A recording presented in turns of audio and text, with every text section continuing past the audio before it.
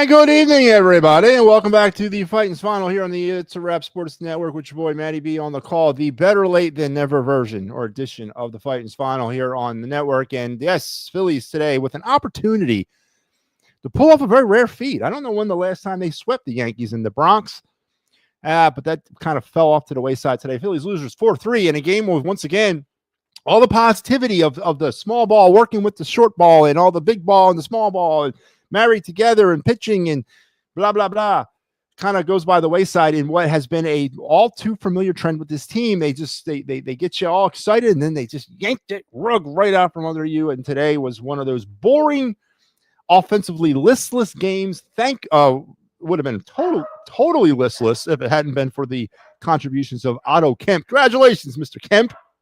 First multiple home run game of his career, and he did it at Yankee Stadium. That's something you're going to tell the grandkids about, boy. Absolutely 100%. But other than that, there was really nothing more offensively to talk about with the Phillies as they once again came up small. And I don't mean small ball. They came up small. Mustered only 5 hits in this game total as they fell to the Yankees and Carlos Rodon today 4-3. And welcome again to the better late than never version of the program. I don't want to hear it. I'm aware of the instabilities that I've been having lately, but life will go on.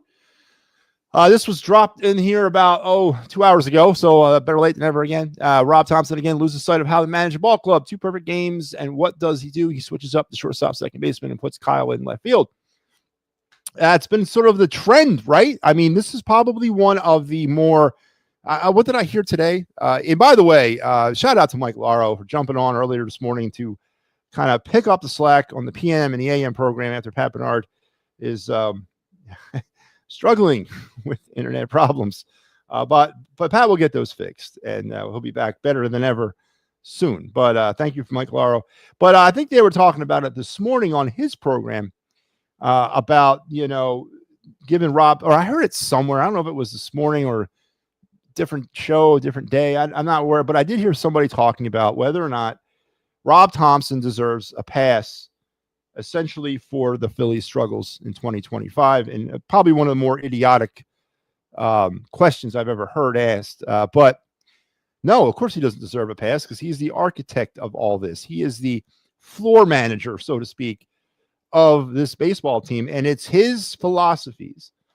It's his stubbornness, his loyalties, all those things that he brings to bear that cause some of the issues that we have. And one of those issues seems to be consistency. I mean, you can stamp inconsistent or consistent or the word consistency all over this ball club at any facet of it, from the bullpen with no roles to the ever evolving and ever changing lineup.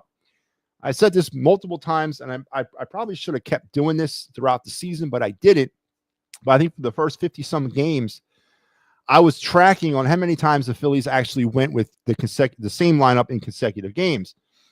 And I think it was like 6 out of the first 50 games that the Phillies actually did the same lineup in more than 2 games. And that's the utter definition of inconsistent. And yes, maybe Rob Thompson's not like 25 years old. I mean, the guy grew up in a different era of baseball.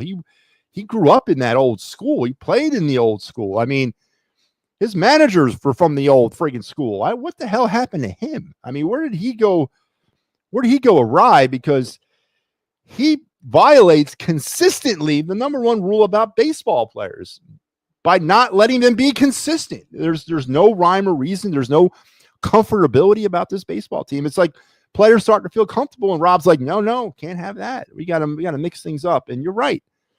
The recipe was working earlier in the weekend, and not only were they getting power, but they were getting contact.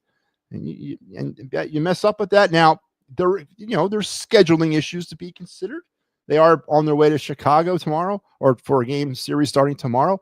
So yeah, you got to kind of factor all those in. But I'm not giving him a pass. Absolutely not. Rob Thompson's got his greasy little fingerprints all over this problem with this baseball club. But you're right. Hubert Gaffney Racing Stables LLC. all his weight heavily on the continuity of the pitcher. He was obviously struggling, and it's frustrating watching error after error. Then he wastes lineup continuity by allowing his bench. Jesus Christ, man.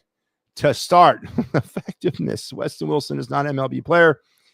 Zach had a low up and down game in Yankee Stadium before. Obviously, was still in his memory. Bellinger lights up Wheeler. Yeah, and then, listen, let's go on and let's talk about Zach Wheeler today. Only 5.5 innings, 103 pitches through 5.5 innings. You're never going to sell me on that one. That's a lot of pitches, and Zach Wheeler just didn't have it today. It might have been one of his worst starts ever as a Philly. 5 hits, 4 runs. They were all earned, 2 walks.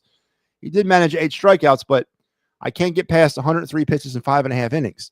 That's ungodly. I don't think I've ever seen that before. I didn't think it was that high. I was keeping an eye on it, but when the hell did it get up to 103? With the loss today, Wheeler's now 9-4 and he goes to 256 on the season.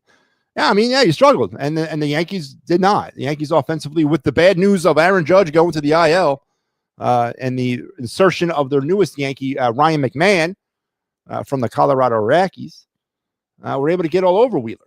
McMahon 2 for 3 today in his Yankee debut with a run and 2 RBIs.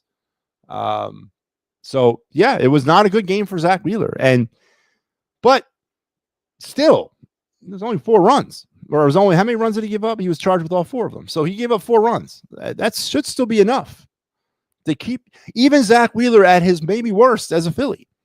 Still gave this team an opportunity to stick around in this game. And offensively, the Phillies just could not generate more than 5 hits. 5 freaking hits. 5 hits. For a team that went off for 19 hits last night and like 17 the other night. Something ungodly like that. They get 5.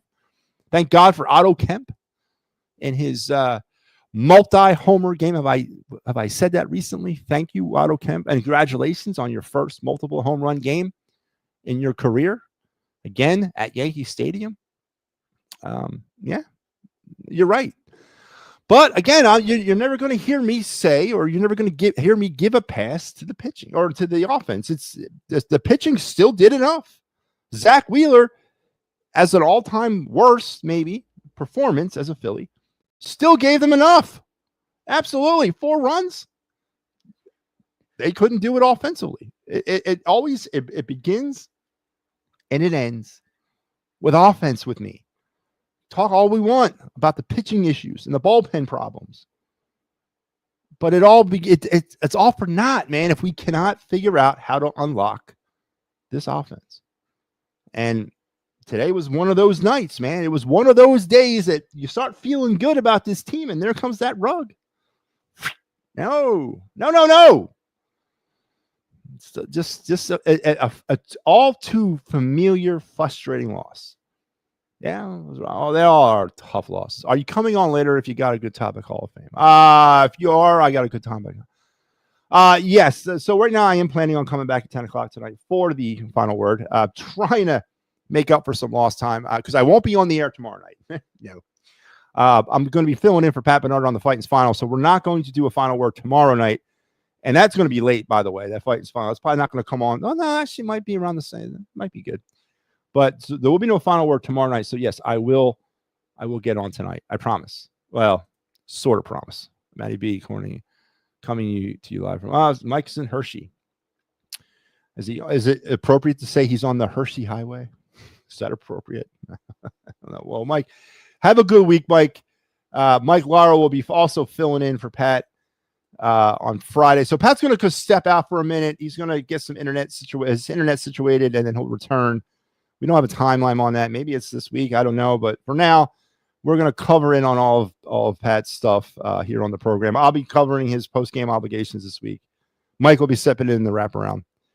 And it'll be just, I guess, Pat and Mike for, or no, just Mike and Al, I guess, for the PNM and the AM program. So I don't expect Pat to be out of the mix for long. He should be back soon. He's going to get one of them. He says something about upgrading from something called dial-up. I don't know what that is, but he's going to upgrade from it. Now he's going to get a new computer. He said he's going to get a new computer. The Fisher-Price one he had, it wasn't working anymore. So we wish Pat and his computer speedy recovery. All right, back to this game. Let's go into the box score. Oh, by the way, before I do that, let me remind you that it's Sunday. It is Sunday. That means we are back with the very, very in-depth look at the Phillies farm system on Down the Phillies Farm. We did not do it last Sunday for obvious reasons. Everybody was on the All-Star break, and I wasn't going to wrap up 2 games, so I let some games build up and some seasons come to an end. Yes, one of the Phillies' levels of minor league play is done for the year, and it's a sad day. It's a sad day to say that one of the 5 levels of minor leagues are no longer playing because their season has come to an end. That means we're coming down the home stretch of this, and it's a sad day. But the best is yet to come. So we'll get into the Down the Phillies Farm report a little bit later on. But let's head back into this game and to the box score. Phillies 3 runs on 5 hits, 5 lousy hits. They did have an error on the JT throw. Yankees 4 runs on 6 hits, no errors. Offensive standouts for the Phillies. It begins and ends with the young man Otto Kemp, 2 for 4 today with 2 runs, 2 RBIs, and 2 homers. That's right. They were all solo shots. That's a problem, obviously, when you don't have anybody on base in front of you. Otto Kemp now is Otto Kemp, and the trade deadline is not a topic I'm going to get into a great detail here, but we'll talk tonight on the final word. But, do the Phillies cut ties with some players and turn it over to Otto Kemp? Does Otto Kemp have that ability? Is Otto Kemp part of the future now of this team? And we'll discuss that topic along with all other topics on the trade deadline later tonight. Armando Sosa, was back in the lineup today. There was some concern that he might have gotten hurt, but he wasn't. Weston Wilson. Yeah, somebody mentioned, I think it was Hubert Gaffney, that Weston Wilson. What is Weston Wilson doing? Why is Weston Wilson in this lineup and I said JP Crawford. Jesus Christ. Justin Crawford not. Inquiring minds want to know.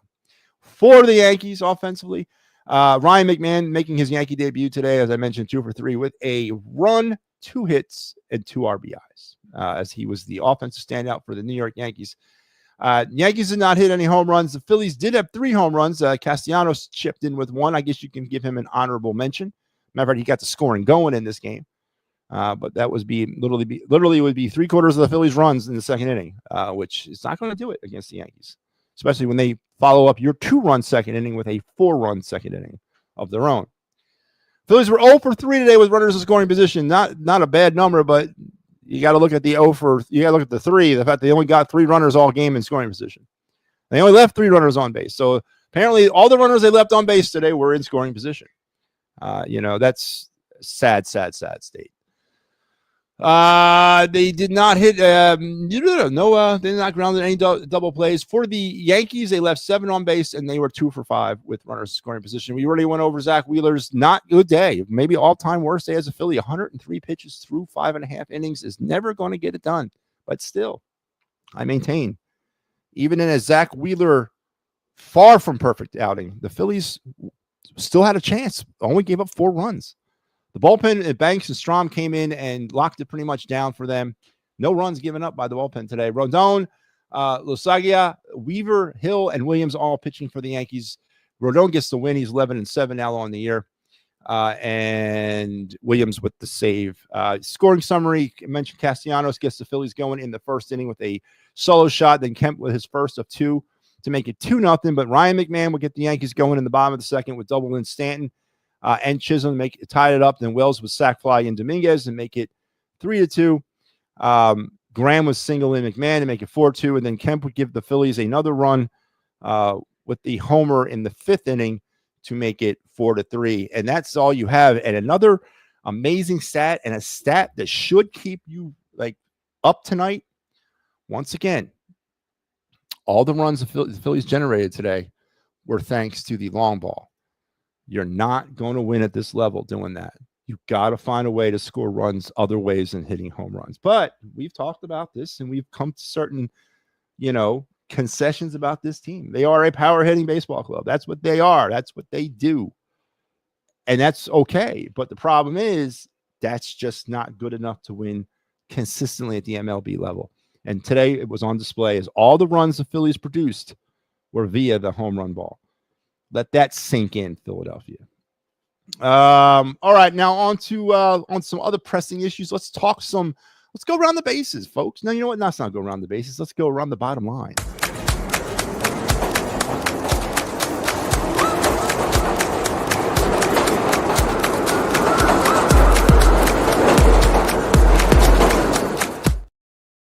All right, the Broad Street bottom line today. Two things. One, I got to be more consistent. We've almost made it through the end of the summer. I only got 12, 30. I got 3 weeks left of my obligation, right, that I'm involved in right now. That's been sucking the lifeblood out of me. But by the time mid-August rolls around, everything should kind of level out, just as it should, when the good time of sports is about to get here. But everyone around here is trying their damnedest, me included.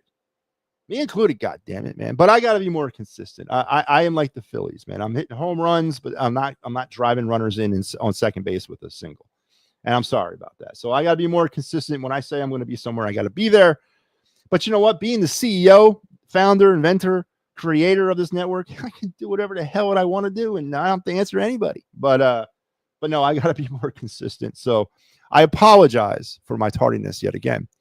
But on to the actual Broad Street bottom line. The pitching problems, or the pitching side of the coin for the Philadelphia Phillies, is not the problem with this baseball team. And you saw it today. Zach Wheeler was far from Zach Wheeler today, but he still gave you an effort that kept you in a game. Offensively, with just scoring enough runs through the home run and not being able to generate anything else offensively, and only generating 5 hits total, is truly the bugaboo of this baseball club. And if Dave Dombrowski does not do anything at this trade deadline, other than bring in offense, I'll be completely happy. Of course, we'll get into those tonight, those Zach details, but we have enough pitching, in my opinion. We just got to figure out the offense.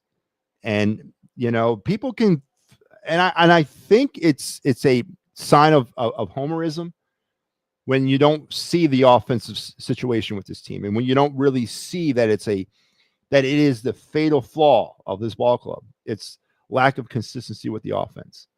And if you're trying to sugarcoat it by throwing, it's the bullpen that's causing our problems, or it's our starting pitching that's our issue. That I think is a part of homerism, that you can't see through the facade that is this Phillies offense. It's a power hitting offense. It's a home run hitting offense, but that's all it is consistently. They don't play enough consistent offense, and that is what's going to be the dagger in the heart of this team, like it or not. If you don't want to listen to me, if you don't want to believe me, I don't know what to tell you. Just look at the tape, I guess. I don't know, but the numbers don't lie. This team is batting, I think, 232 or something like that. I got to update the numbers, but they're batting lower than 250 with runners in scoring position in the second half of the season. On the season, they're batting like 248 with runners in scoring position. That's dreadful for a World Series contender. It's absolutely dreadful.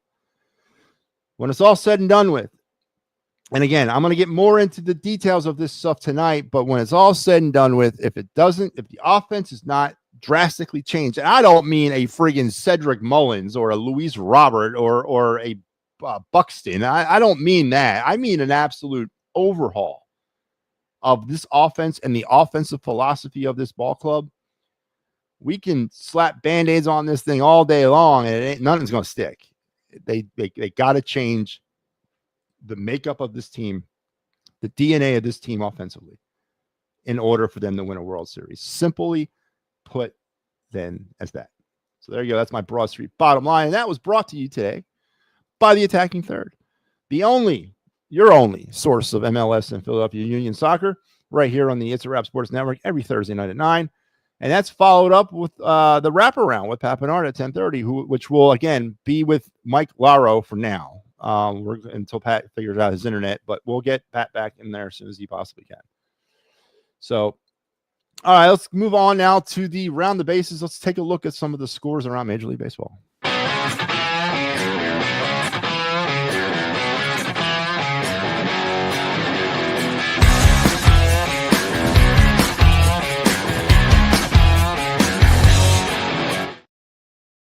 All right, let's talk about games that have gone final. It was 6-0 Pirates over the Diamondbacks. It was 5-1 Orioles over Rockies. 4-3 Red Sox over the Dodgers. 2-1 Reds over Rays. 10-4 Tigers over the Blue Jays.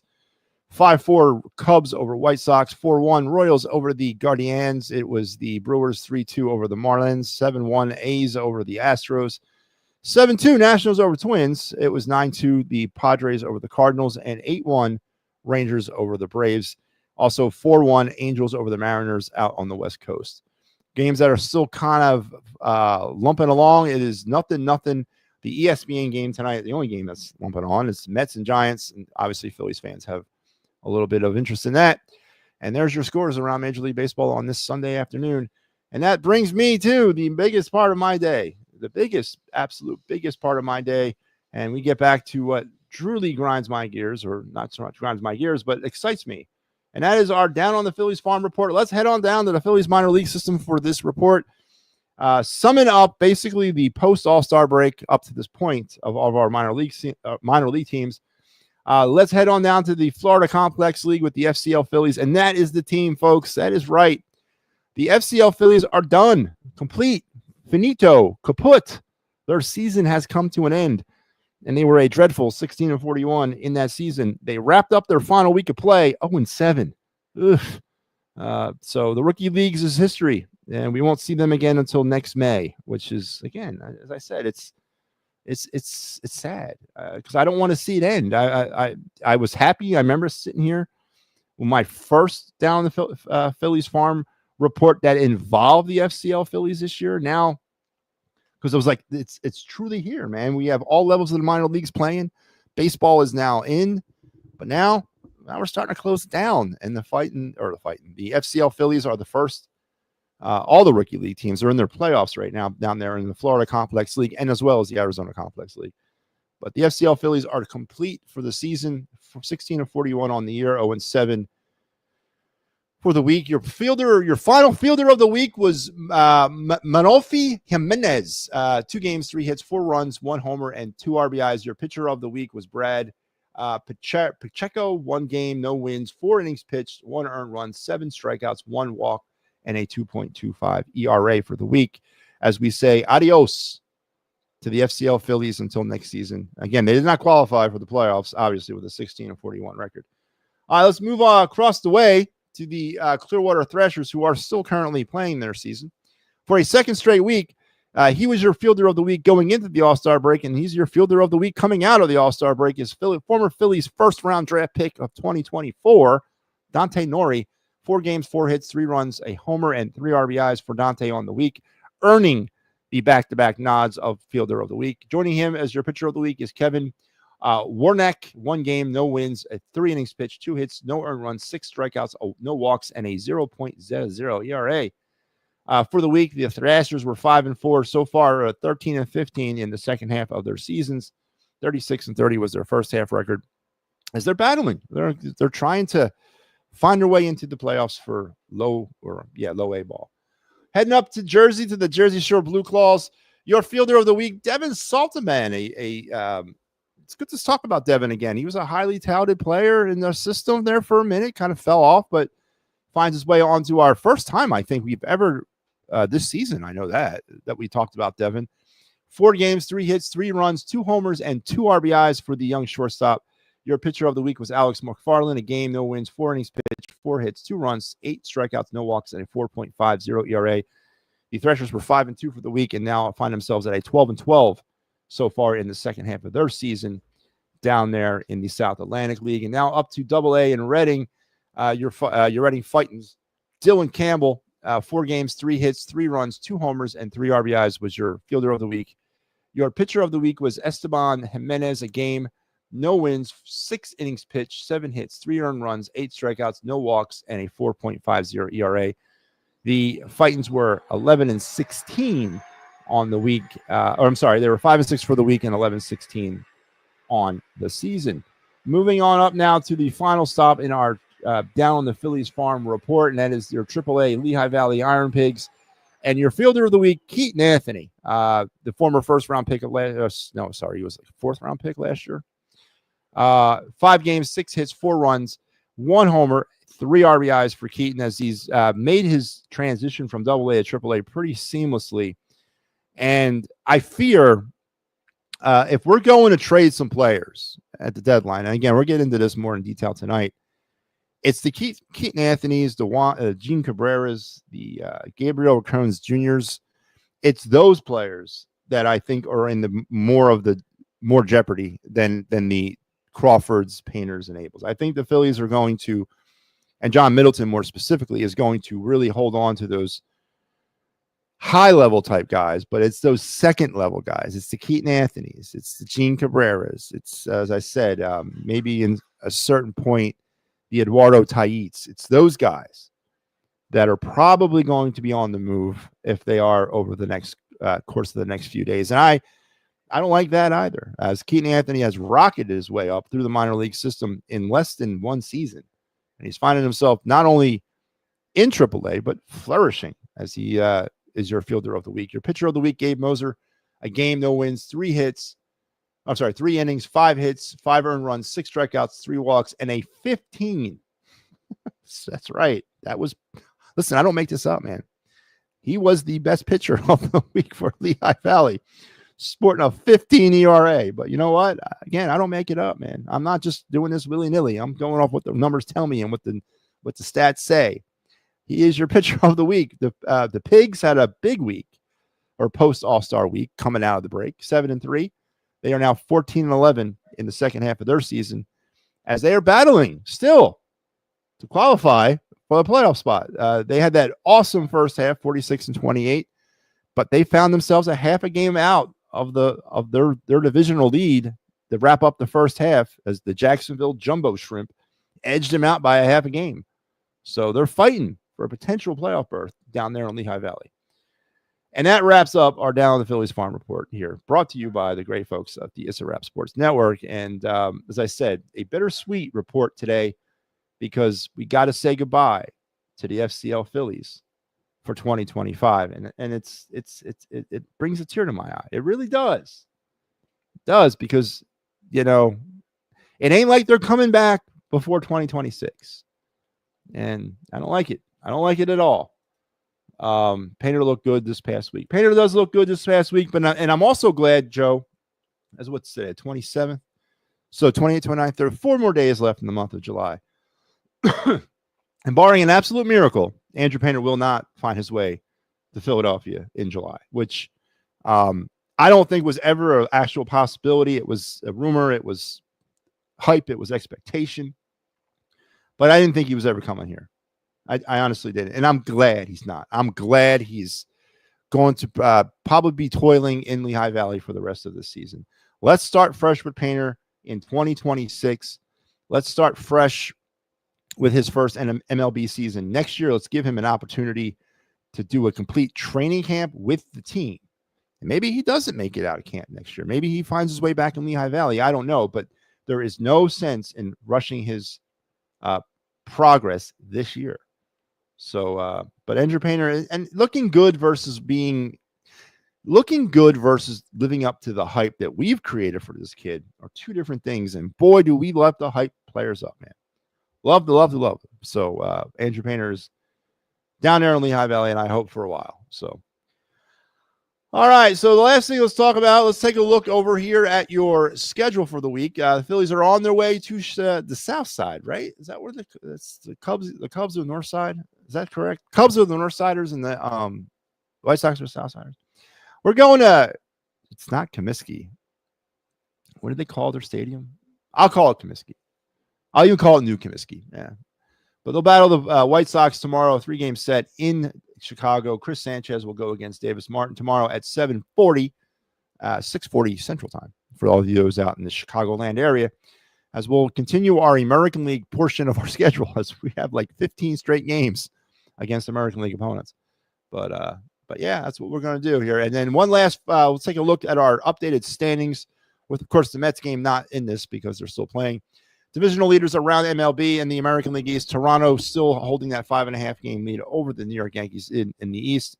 Detroit's got an 8-game lead over the Guardians in the Central and an 8.5 lead over the Royals in the Central. In the West, it's Houston holding court, and they got a 4-game lead over both the Mariners and the Rangers.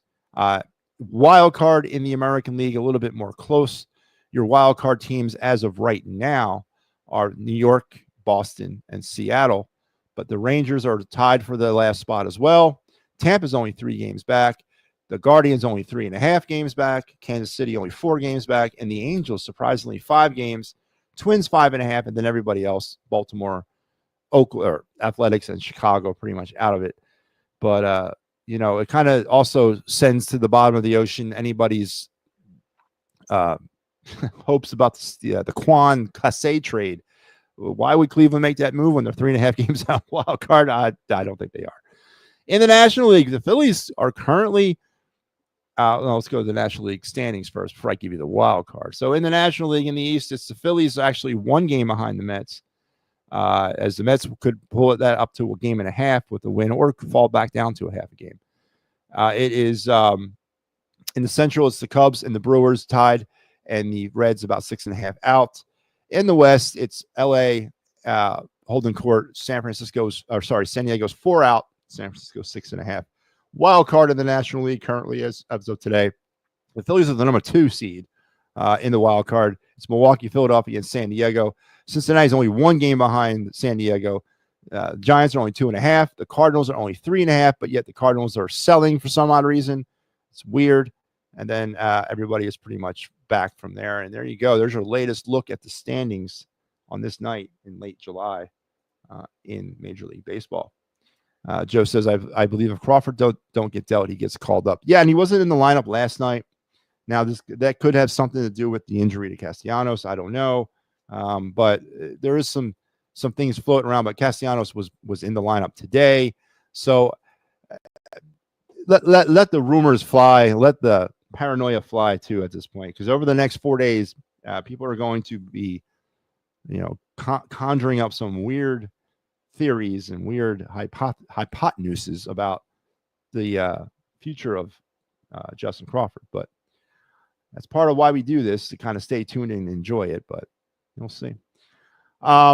Tomorrow for the White Sox series, here you go. This is your lineup. Now, as I said, I will be filling in for Pat Bernard tomorrow night. So it'll be me, Steve Fuentes on Tuesday, and then I'll be back on Wednesday to wrap up the series for the Chicago White Sox before the Phillies return home. Are they coming home? They'll be coming home against Detroit. Interesting. That's going to be an interesting series. The Bank against the Tigers, and that's alumni weekend, right? First weekend in August. Pretty fun time to be down at the ballpark next weekend. So make sure you get your tickets for that.